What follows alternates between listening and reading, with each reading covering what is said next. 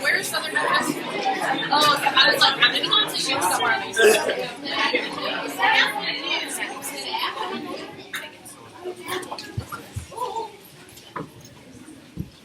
I don't yet know where you all are coming from, but if it's very far to the north, we are particularly delighted that you are here.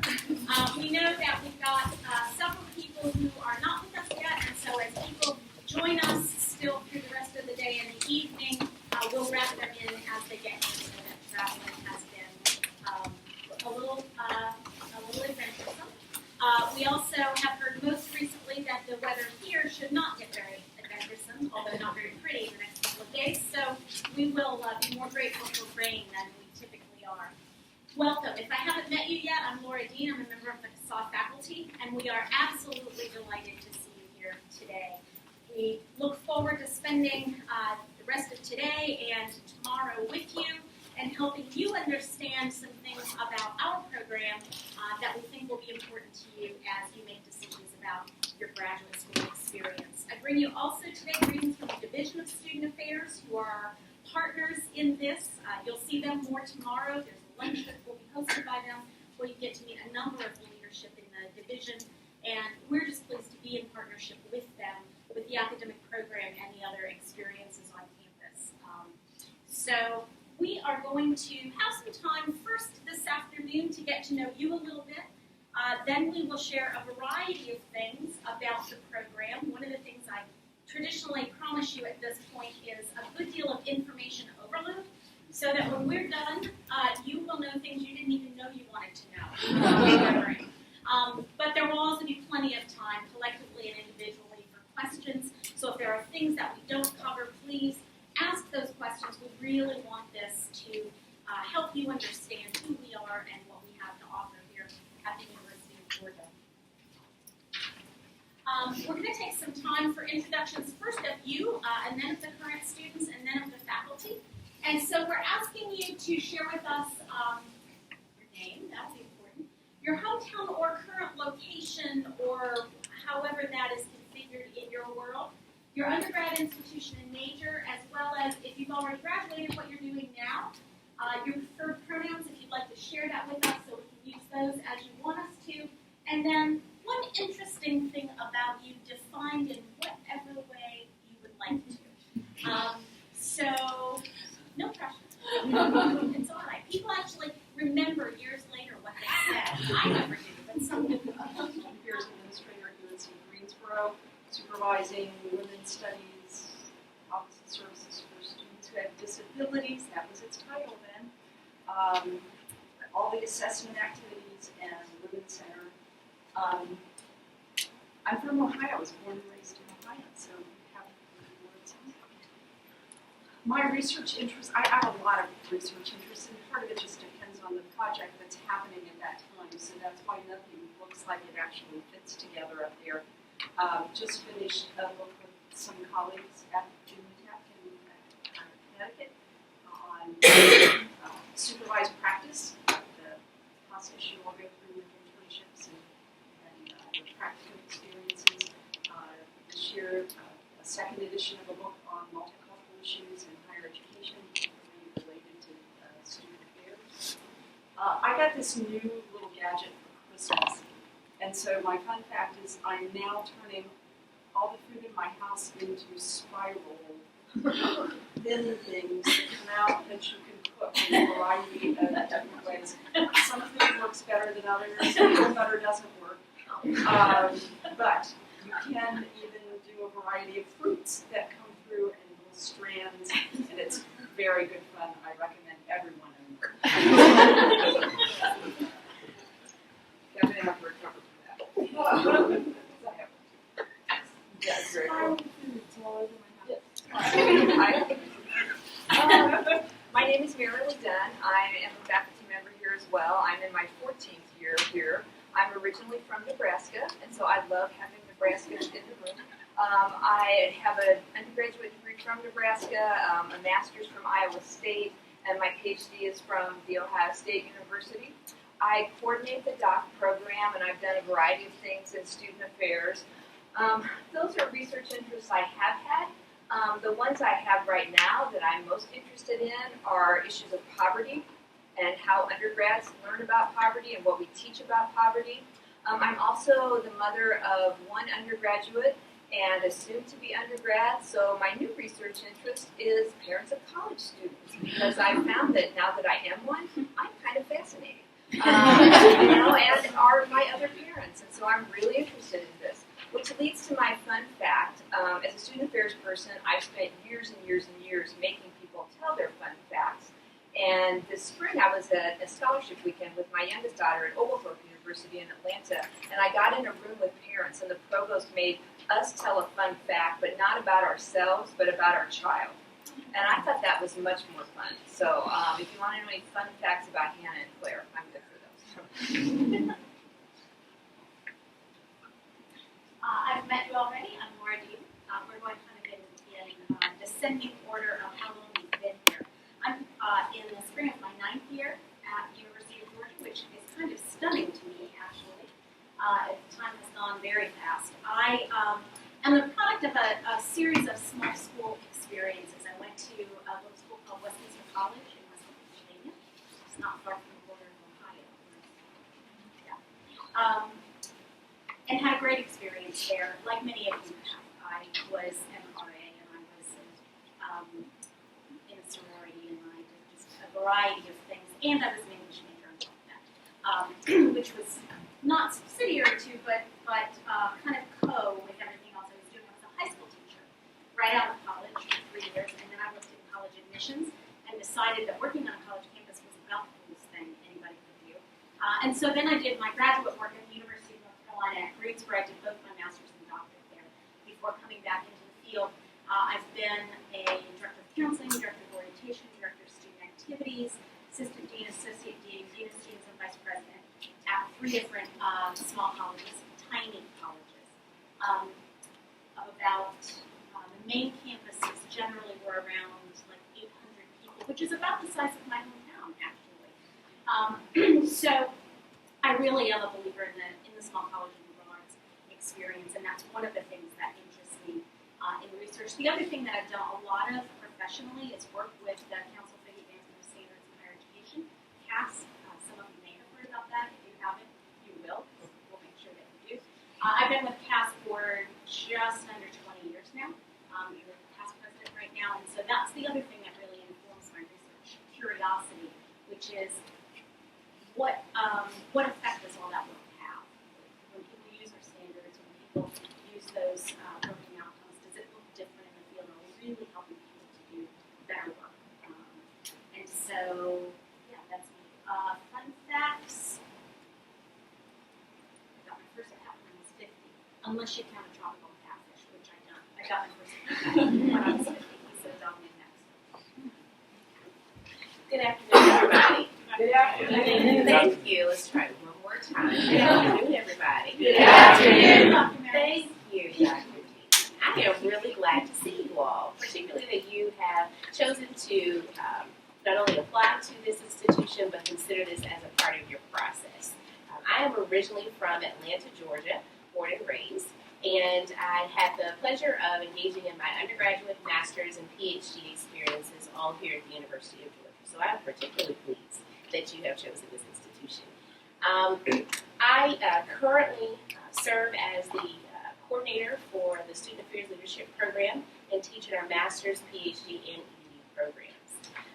Prior to joining the faculty, I worked professionally at a liberal arts institution. It's the public liberal arts institution of the state of Georgia, and that's Georgia College and State University. And prior to working there, I worked at Oglethorpe University in Atlanta. So each of my professional experiences have been at 2 different institutional types, which I think add a certain flavor and addition to my professional experience. My research right now is centered around HBCU campus environments and really trying to understand how those environments categorize student success. And then also a more recent interest in student-athlete transitions. And so working with a group of our doctoral couple students and a couple of faculty over in the College of Pharmacy to understand what transitions are like for college athletes. My interesting fact is, although I do bleed red and black here at the University of Georgia, is that prior to my senior year of high school, I had no idea that this institution existed, even though I am a native of the state. My family's collegiate background is all in HBCUs. And so all we talked about from the time that I knew I was going to college was HBCUs. And so I am pleased that I chose this environment. Certainly it asks for a lot of chatter at the table. Really? TGA, okay. But I do think that nonetheless it's important to expose people, certainly within your state and then across the country, to higher education so they can make choices that really fit their goals in life. Thank you. Hi everyone, my name is Chris Linder and I'm in my second year on faculty here at UGA. A little bit about me, I grew up in southeastern Kansas in a really small town, and I went to college at the University of Nebraska in Lincoln. I did my undergrad and my master's both there. I was a first-gen college student, and the message I got growing up was that you go to college to make money, and so I majored in business, because in my world, that's how you make money.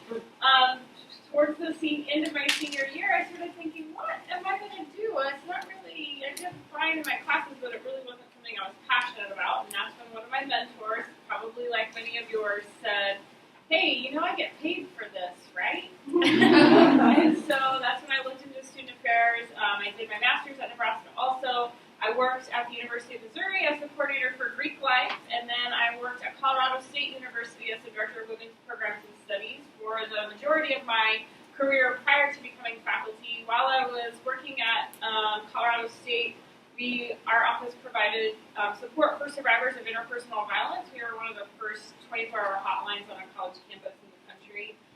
And then I also taught in the women's studies and ethnic studies program. So that largely informs my research interests. My research interests are about creating and maintaining inclusive campus environments, specifically focused on race and gender for the most part. Most recently, I have been involved with a pretty significant research project called Ethnography, which is an online ethnography, where we've been following the activism that's been going on related to sexual violence on college campuses, which leads me to my fun fact. I was interviewed by Elle magazine, and the article about the sexual assault activism on college campuses is out. It's in the March issue of Elle Canada. So kind of a fun, something different to do. Yes. Good afternoon, everyone. My name is Darius Means, and my preferred pronouns are he, his, and him. I am from Spartanburg, South Carolina, so not too far away from here. My undergraduate is at Elon University, my master's at Clemson University, and got my PhD from North Carolina State University in May of 2014. And I just started at University of Georgia this past August. Before coming to University of Georgia, I spent almost 8 years working with a college access and success program. So I worked with about 200 high school students who were low income or had no family history of college, and I worked with them to support them on their pathways to college and also through college.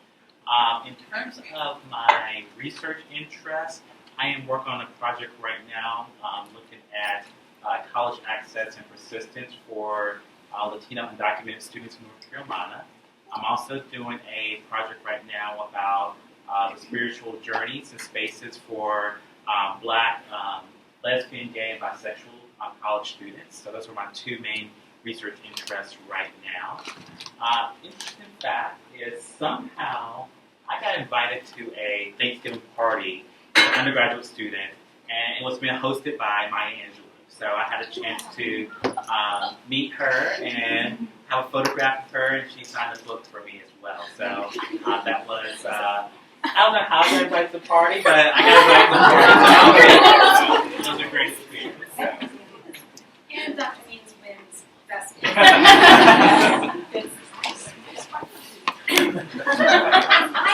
I made an omission. Your spiral I made an omission as we were doing introductions, and I want to apologize for that and fill in the blank. Many of you have, all of you probably,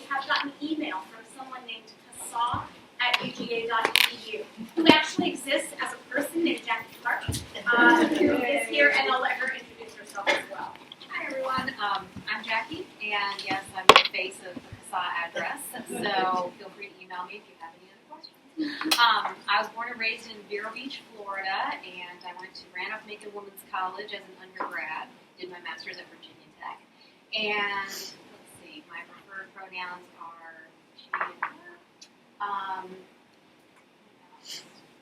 My fun fact, so I have lots of fun facts somehow around Disney World. So one of my college friends ended up being the payroll manager at the Magic Kingdom. So I got to take the underground tour in all the little connected tunnels there. So it was pretty cool. But that was my fun fact. So now we're going to give you some more information, and we will be taking turns coming up here and doing this. For me, one of the best parts of these kinds of sessions is seeing all the interconnections among the group.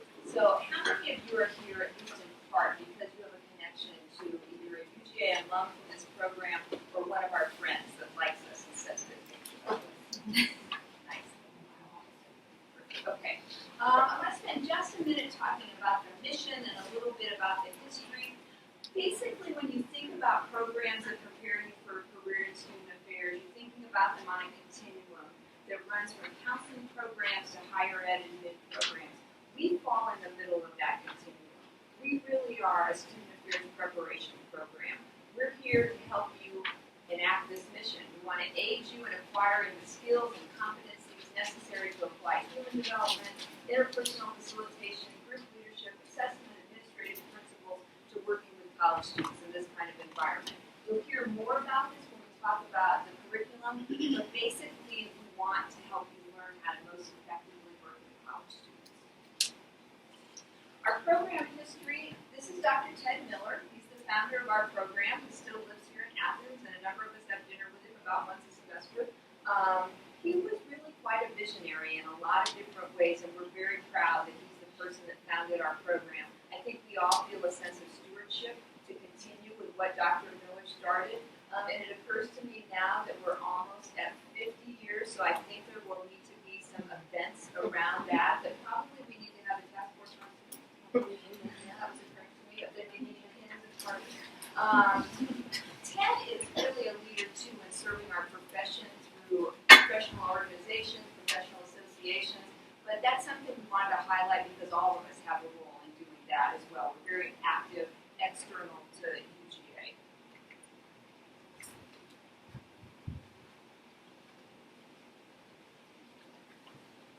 Good afternoon again.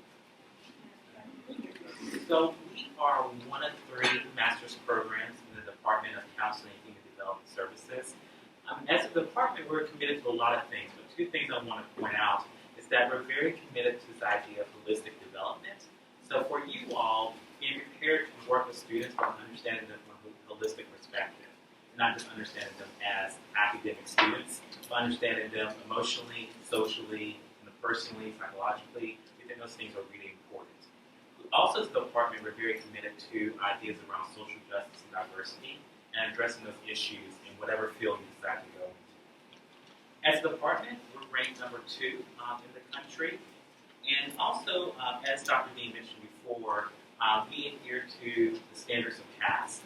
And what that really means is that we're very intentional about making sure that we are best preparing you to be student affairs educators out there in the field. We have 6 full-time Dr. News who you all met, and we have 3 programs that we're all affiliated with. The master's program, we also have a PhD program in college student affairs administration, and we have a hybrid program in student affairs leadership. We also, as you heard, we all have administrative experience, which I think is very significant because we're able to talk about how the content in class really relates to practice, because we've all had an opportunity to see it in practice as well. As well, we also have 14 adjunct faculty members who are senior administrators in student affairs, who are teaching some of your courses, which is really great. Also to understand the context of what's happening currently in the field of student affairs. And our full-time faculty staff student ratio is 1:13. So it's a real opportunity to work very closely with us as we're preparing you over the next 2 years in the field of student affairs.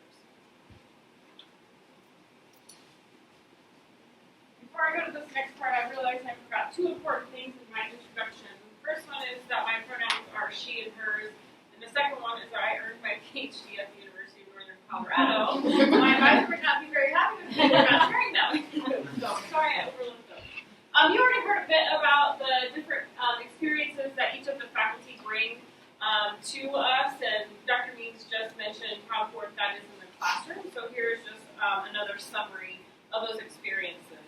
A little bit about students in the program. We typically admit, we admit more than this, but we typically have between 16 and 20 students enroll in the program every year. And just like this room, the students represent a variety of different fun facts, as well as regions of the country, institutional types, race, ethnicity, gender. We have students who represent a wide variety of identities, experiences, and all of those pieces come into the classroom with them and become a part of your learning experience while you're here.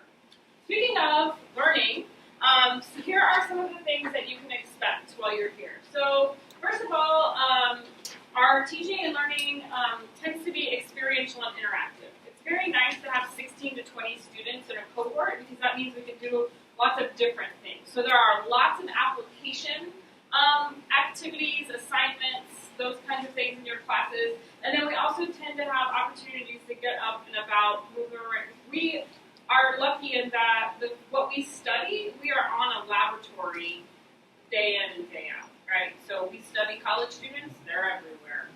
So we get to take advantage of that and do lots of different things with that. It is academically rigorous, so I think it's really important that potential students are aware of this. It's not a program where you're going to come and learn how to do icebreakers. That might be one thing you learn, but that is definitely not the extent of it. I think that is a stereotype that some people have about our field, but this field actually has a very long history of rigorous academic scholarship, and we build on that in our classroom, so we do have high expectations for academic rigor. That is also informed by faculty research. You heard from all 6 of us our different varied research interests, and so we certainly bring that to the classroom with us. We also engage students in research when they're interested in being involved. I actually have a research team right now looking at undergraduate women's experience on campus environments, and I have about 5 master's students who are involved with that project. So it's difficult, but it's not out of the question if that's something that's of interest. And then, of course, there's going to be group and individual experiences. So much like working in student affairs, there are going to be times when you have to work by yourself to get that annual report done, and then there are going to be times when you need to be working with a group of people to plan a program or do a major assessment or evaluation. So we will also create those opportunities in the classroom and outside the classroom for you to practice working both individually and with groups.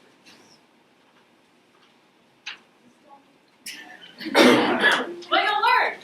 All of those things that Dr. Dunn talked about in the mission statement is what you will hopefully learn while you're here. So you can see that we have a wide variety of different objectives here. Definitely a heavy emphasis on student learning and development. So you'll take student development classes. A lot of the assignments will relate to student learning and development. As Dr. Means mentioned, we have a commitment to equity and social justice, and so that's also something that you'll start to see in your classes. And it's sort of woven throughout all of the curriculum, and there's a specific class on multicultural practices. There's lots of opportunities to learn how to create interventions and then assess and evaluate those interventions. There's opportunity to learn about leading students and staff, and then moving into administrative practices like supervision, budgeting, organizational structures, those kinds of things. And then, of course, also being very cognizant about the foundations of the history of our field. We think it's important to know where we've been to really inform our practice and indicate where we're headed. And then finally, we work really hard to instill a commitment to professional development in you. Both, that means, for some people when they hear professional development, they go to automatically thinking about going to conferences and that sort of thing. That's certainly part of it. And another part of it is just developing good habits and practices around staying current with what's going on in the field, whether that's reading Inside Higher Ed or the Journal of College Student Development, or getting involved with SA Chat on Twitter, or doing something that really keeps you abreast of what's going on in here.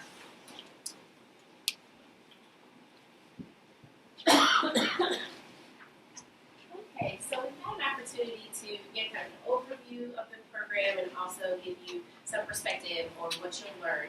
There are also practical applications that are important too. So you collect information in the classroom through your experience with your cohort and or possibly assistantships, but then you take those with you into a practicum experience, which is a more condensed time of intentional supervised practice. And there's a class that is associated with the experience to ensure that you have a place to process kind of what you're engaging in that practical application.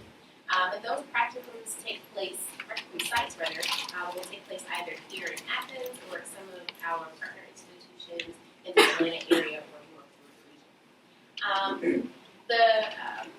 The larger experience that people tend to seek in the practicum opportunity, they're looking for opportunities that may be different than their assistantships. So they have a way to kind of test functional areas, get an idea of what might be of interest to them, and then kind of get your hands into it for a hot second and see if you really like it. The other practical opportunity that we offer is an internship, which also has a course associated with it.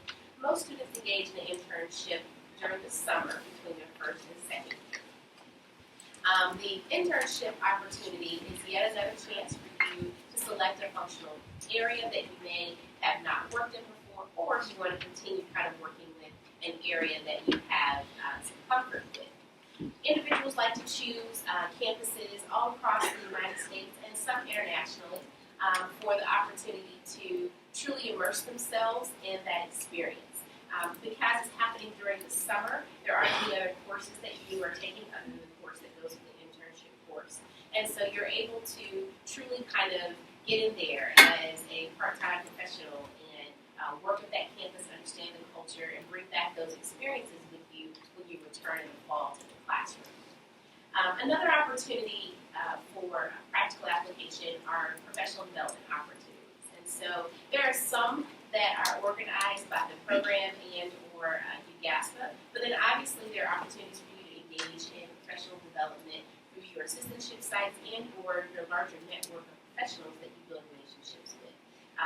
Professional development is a spectrum, right? It's not just about, as Dr. Linda said, going to conferences or participating in kind of face-to-face interaction. It's about what you gain in your kind of internet search or webinars or even your conversations that you have with your peers about kind of what they're experiencing in their professional environment.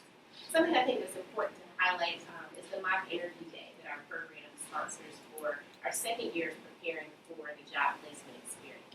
The goal there really is to ensure that you are prepared to answer questions and kind of highlight your talents and skills in a way that provides marketable information to that particular employer.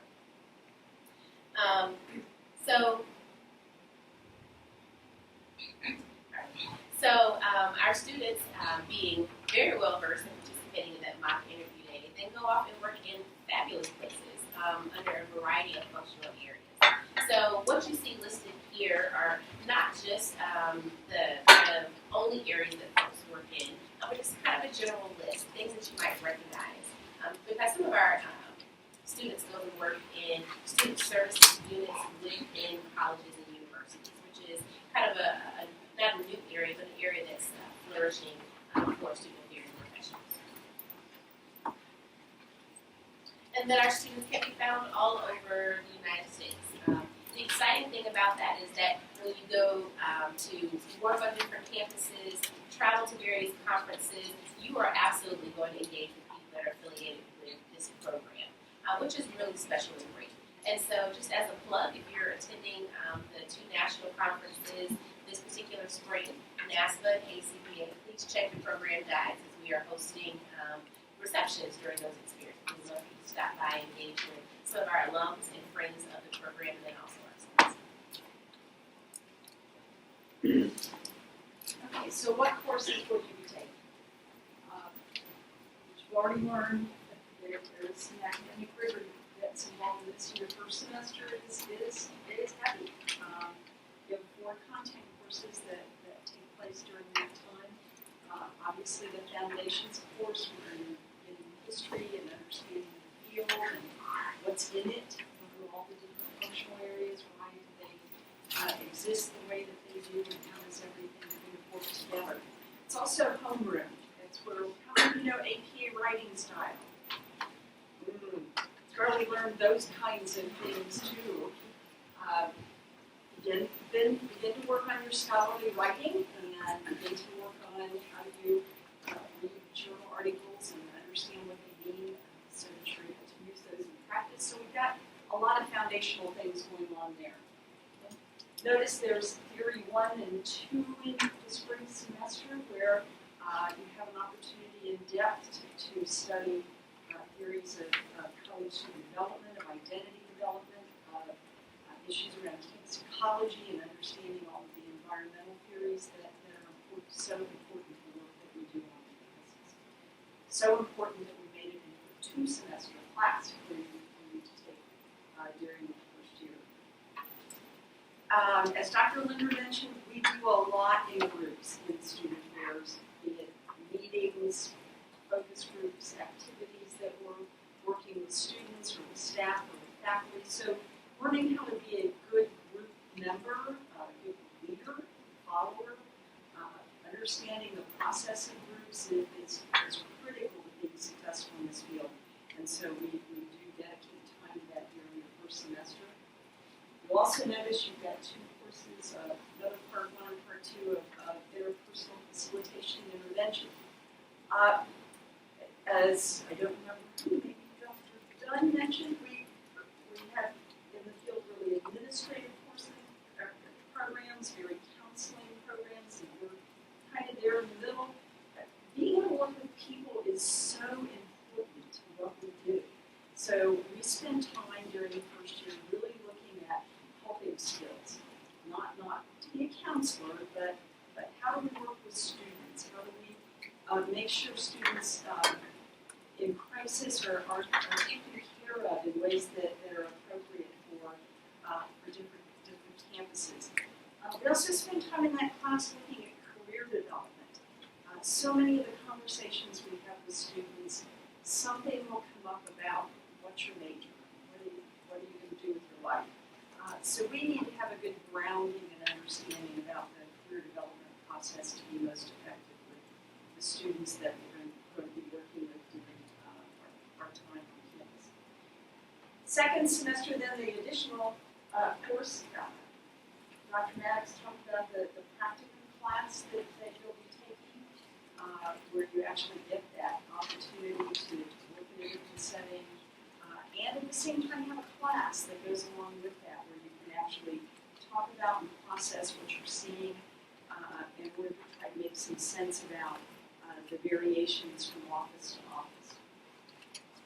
All of you in the spring, first year and second year, will take a 1-credit course that's topical. It's a way for us to get different issues and ideas handled that we can't do quite to the level of depth we would like to do in our classrooms. So you select from a listing of classes each semester. Maybe something about facilities management, maybe something about LGBT resource centers, maybe about working in small college environments. So we have lots of different topics that are available, and you have that both of the spring semesters this year. During the summer, not really classes per se in the traditional sense here on campus. So many of our students are doing their internship experience during this time, and the majority of those are doing those at another campus.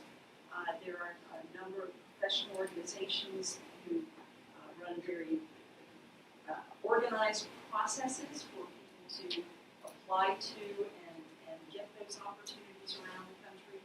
I think the Wednesday deadline that kept being referenced is for both of them.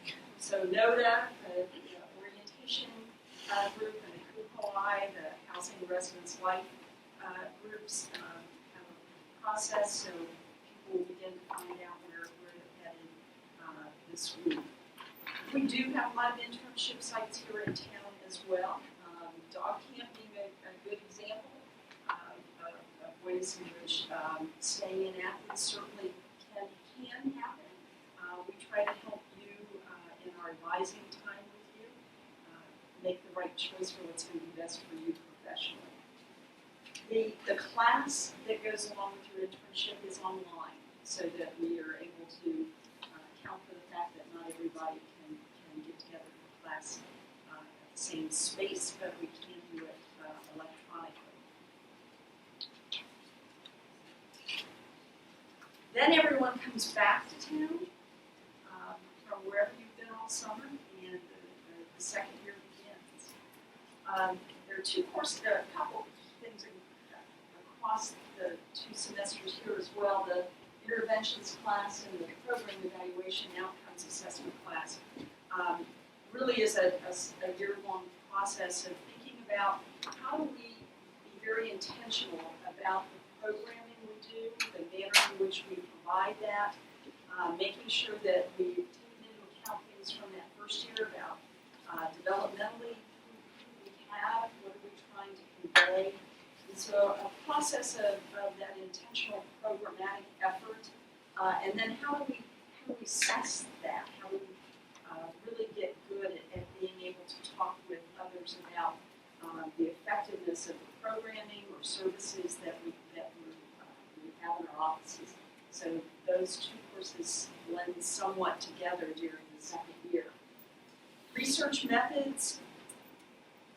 You may not always be doing the research, but you certainly have to be able to talk about research that's being done and published, and being able to make good use of that in your own practice, and being able to inform the people you report to about what is being published.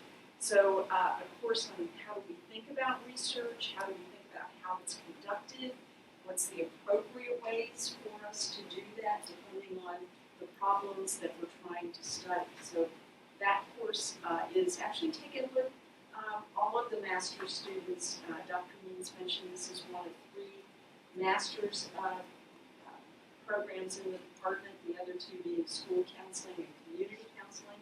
So it's an opportunity for all the master's students to have time together and then have breakout sessions related to the specific disciplines. The multicultural practice in student affairs course, as was said earlier, certainly we incorporate issues around access and diversity and inclusion across all of the courses in the curriculum. This particular course is really a way also to bring some of that back together and think about the issues in relation to our own practice in student affairs, and making sure that we are in fact doing all we can do related to access and equity issues on our campuses. Professional development seminar is a 1-credit course that students take in the fall of their second year that really is designed to assist in preparation for the job search function.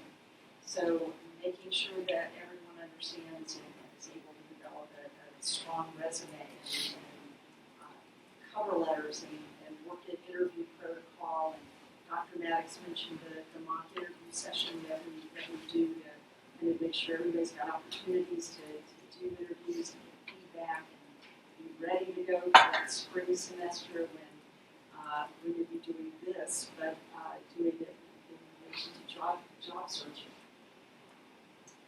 Then in the spring semester, the courses are really focused around those administrative skills that you're going to be heading out to do as new professionals. So we have a course in administration, in student affairs, the budgeting, the supervision, human resource issues, other kinds of fiscal issues that need to be considered.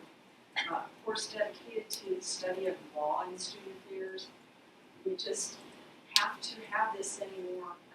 Got to understand both the policies and the guidelines under which we need to operate, and how we need to work with students to understand all of that as well. Another 1-credit course that happens in there, again, on the topics that you would select. Comprehensive exams are the thing everyone looks forward to in the master's program. And those occur at the beginning of the spring semester of the second year. And it really is a time to kind of pull together all you've learned from all your courses, you kind of integrate that information in some ways to be able to really show what you've learned and your takeaway from being a master's student.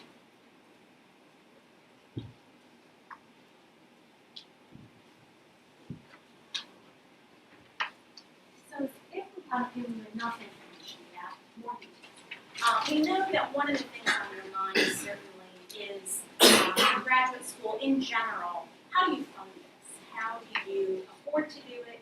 We know that education is an investment in ourselves and in our futures, but it's an investment, and this is an important part of you determining what the right path for you forward is.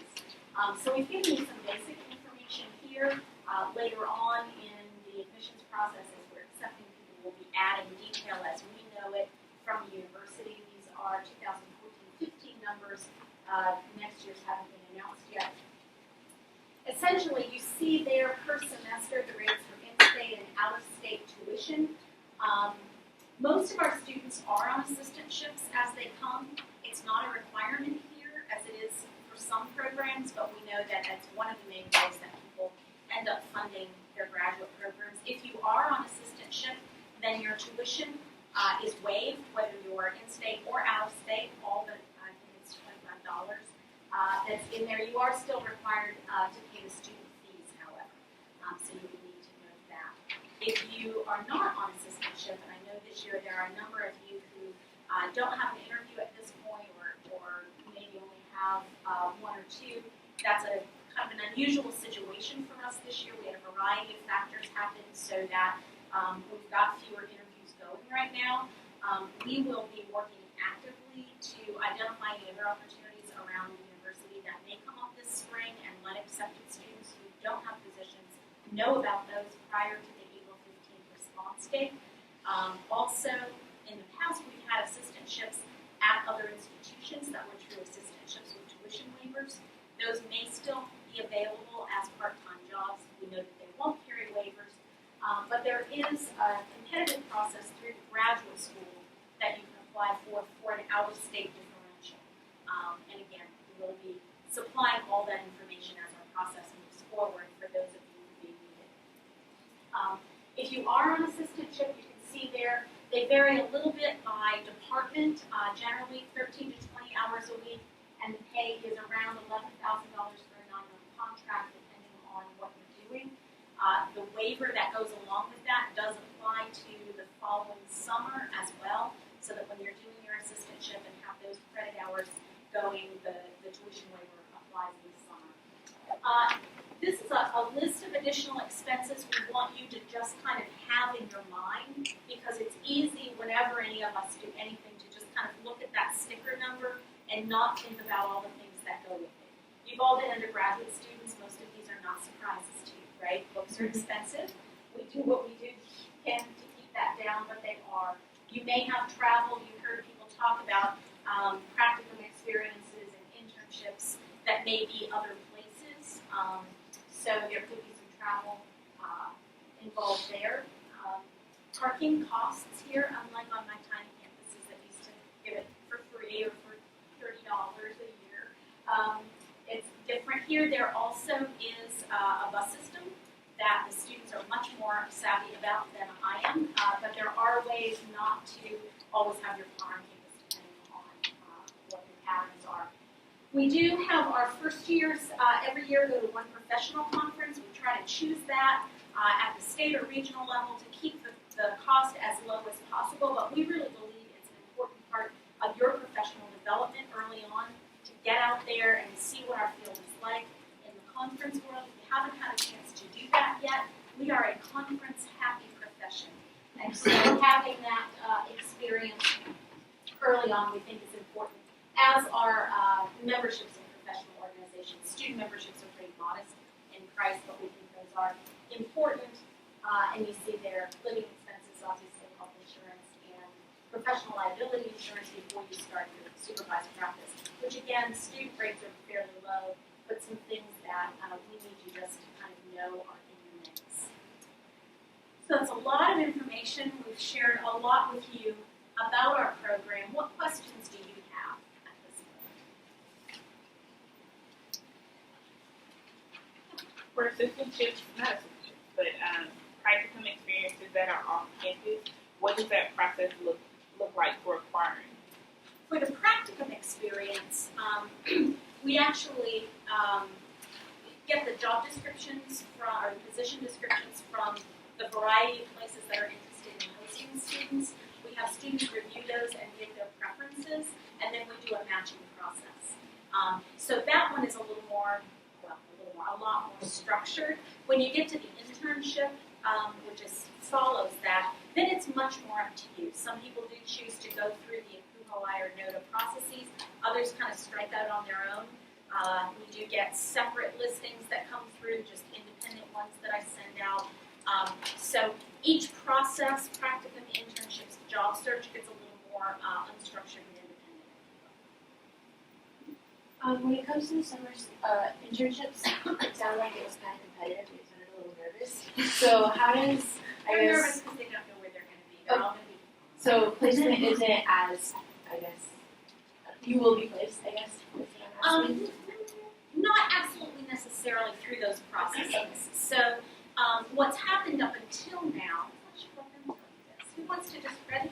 So I think to answer that, the NOTA process and the COOL processes are both very competitive. But that being said, they happen pretty early on. So with the very beginning of the semester, when lots of institutions are not necessarily looking, or thinking about hiring interns yet. So it allows, for me at least, the space and safety to know that I can go through this process. If come Wednesday or whatever I'm not hearing back from things, then I still have time and space to be able to pursue my self-search. I know that there are a lot of positions that have been sent out by the faculty and staff members, as well as my supervisors and past supervisors from other experiences who have all sort of been like, hey, this stuff, we're hearing about it, here you go, that are sort of on my radar as well. So there are a lot of opportunities out there, and so you just need to, I think with the structured processes, it's a little bit more structured. They provide them to you, whereas the other side of it, you just sort of have to be proactive about it. But honestly, I'm not too worried about making sure that I get one. I'm pretty sure that will all be fine. In the last couple of years, somewhere between half to 2/3 of our students have accepted positions through the APUHOI or NOTA process. But we have yet to hit the date where we want everybody to have a position, which is mid-April. We have yet to hit that without everybody placed in an internship. So there are a variety of ways that can happen. Yes. So I heard you mention about the experience of some in other countries. Is there a formal process for that, or is it just transfer? There's not a formal process for that generally, although sometimes we do get position announcements from institutions overseas that are seeking interns. And so when I get those, I forward them to everybody in the group in case they want to follow up. And we've seen a little of each in terms of those. We had the first of the students that I worked with who went internationally was a number of years ago. He went to Qatar, to Education City, and that was a structured one they had advertised for interns. But since then, we've had a couple of students in Canada. We had one go to Hong Kong last year, and those have all been independent things that they've What would you say are the values in which that really try to guide the program when you're talking about learning outcomes, even designing the curriculum?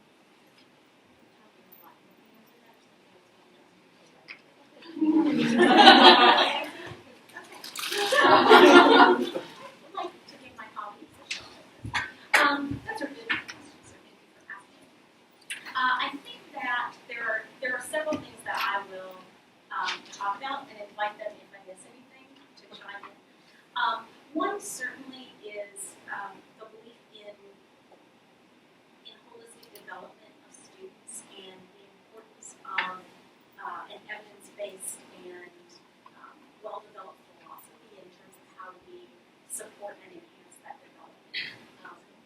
Our foundational documents go back to something called the student personnel point of view. And for me, there's a lot there that's still really relevant in terms of the concept of deeper teaching. And so I think as we think about how to work with students and how to prepare you to work with students, that certainly is important. You've heard us talk a lot about social inclusion, diversity, and social justice. One of the things we know historically is that our higher ed institutions have not always done as good a job as we would like them to at reaching out and supporting the success of all students. And so that certainly is something that I think infuses everything that we do. And then the other thing I would add to that is that we need to be good student developers, but we also need to be good administrators.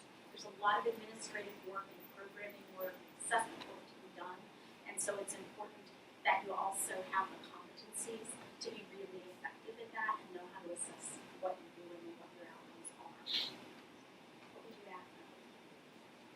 I support that. I think in support of Dr. King's last comment, this idea of theory to practice, that you are engaging in learning, whether with your cohort or in class with your faculty, and taking that kind of knowledge to your practical applications, whether that be with your internship, your practicum, or your intern, or your assistantship, and using that space as a laboratory really to make better meaning of the theory that you're learning, and to see if it kind of fits for that space, and then having a way of bringing it back to the classroom and talking about how you may have seen that theory in action or how you make meaning of what you've seen. I would add too that because we're a cohort-based program, that really means that we have a very strong commitment to helping all of you learn how to work with each other. And you bring so many wonderful, rich differences to the program. It's really sometimes challenging to hear everyone's voices, and we're very, very committed to having that happen and to engaging with all of you and helping you learn how to engage with each other, because that's what we do in student affairs.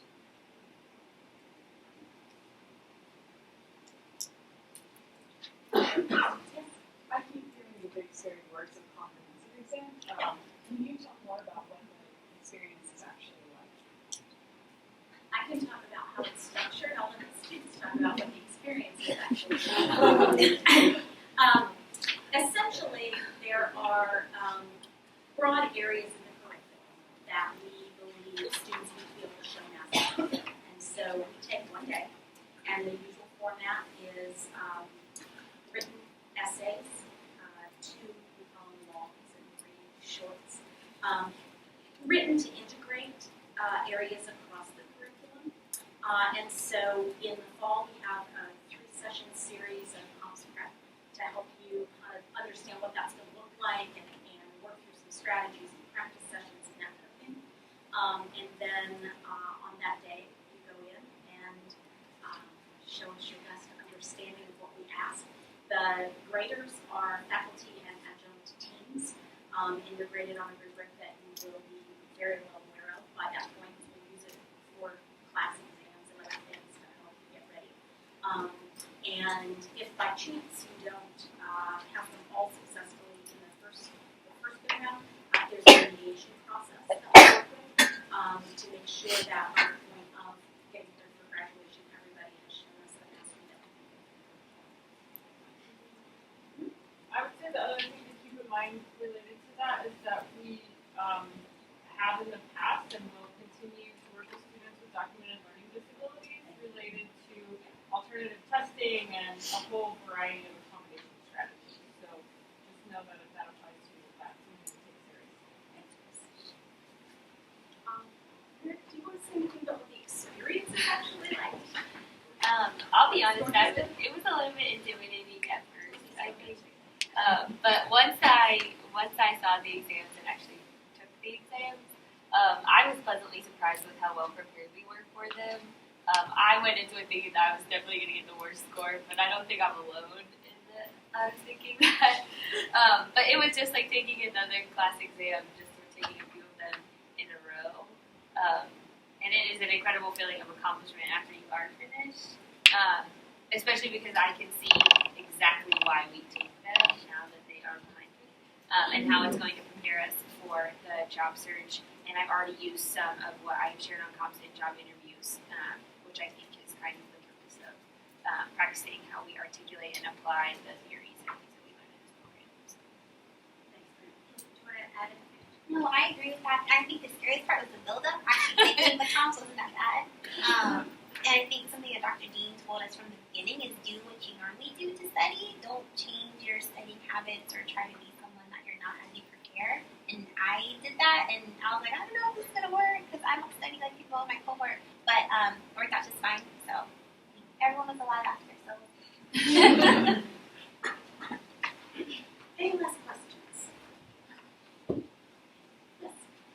So we've learned about what the topics of the different classes will be, but kind of how are the classwork like in classroom structure? Is it more papers, presentations, reflections, or does it just go to the class? It's a lot of papers, presentations, and reflections. Sorry, I couldn't resist. I think there is a fair variety. I'm glad that you included reflections on that list because we do that a lot. Our students tell us that we have people reflect a lot. Partly because we know that reflection leads to learning, right? And so that is part of what we do. But yes, there's group work, there's presentations, there's projects, there's individual papers, there's exams. So it's hard for me to think of evaluation techniques that we don't use at some point. We try to keep it varied, to hit different learning and sort of articulation styles. We also try to make success, but we try, particularly in your first semester, to offset assignments so that they don't all hit at once and multiple times in the semester. Most of the time we're successful with that. Every once in a while we kind of hit a bump, but for the most part we recognize that we're asking a lot of you and we try to spread that out.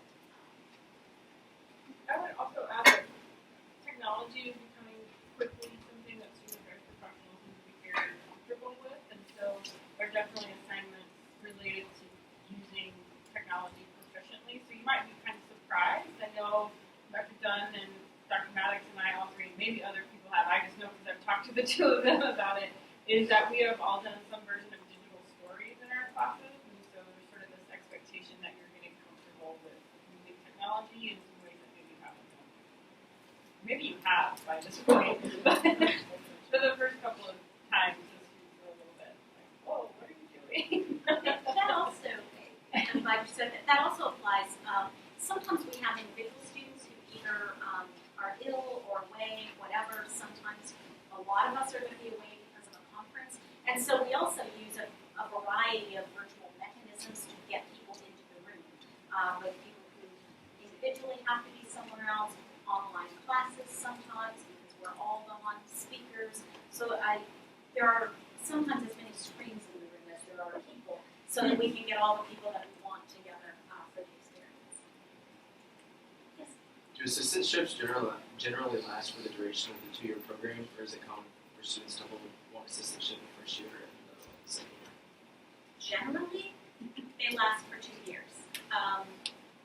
We have seen situations, and this year, part of the reason that we've grown in only the face at that very good question is because we experienced a significant change this year with UGA deciding that the tuition waivers would no longer apply to the positions on other campuses. And so for those students, they are facing a change halfway through. Typically, the hope and the expectation is that those last for 2 years. The thought being that while some schools have the philosophy that 2 different experiences are good, we kind of depend on practicing an internship to do that and believe that when it's possible, a second year in the same role actually deepens and strengthens that experience for you. So that's the norm for us. It's not a guarantee, but it's the norm. Yes, you've obviously seen a lot of students go through this process. Are there any skills or attributes of students that are successful, and then anything like that students should just completely avoid because it's proved to be unsuccessful? Wow. Yes. And the next question is, can we They tell would them have what to they are? shoot us if we told you. I mean, I think for me, in my observation of what makes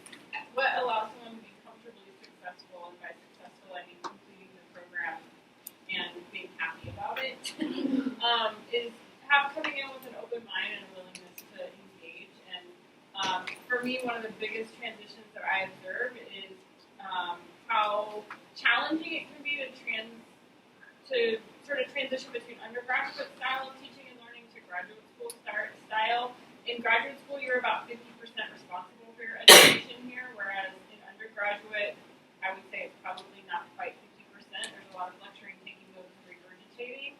Whereas here, we expect you to be very engaged and initiate some of your own education by, consulting external materials and doing that sort of thing. So I'd say a healthy curiosity is something else that really helps people be successful in graduate school in general and specifically in our program. I think the only thing that you can do that will prevent you from being successful is to not take the experience seriously. You are committing yourself to a program, you're committing yourself to an experience of education, and I like to promote this way of thinking and thinking about graduate education. It is a gift that you are giving yourself. There are not many in our culture that get an opportunity to engage in graduate education, and so if you look at it as a gift, when I typically get them, I love them, I keep them, I take care of them. And so that's what you should do with your education. Take it seriously and engage, as Dr. Linder said, wholeheartedly.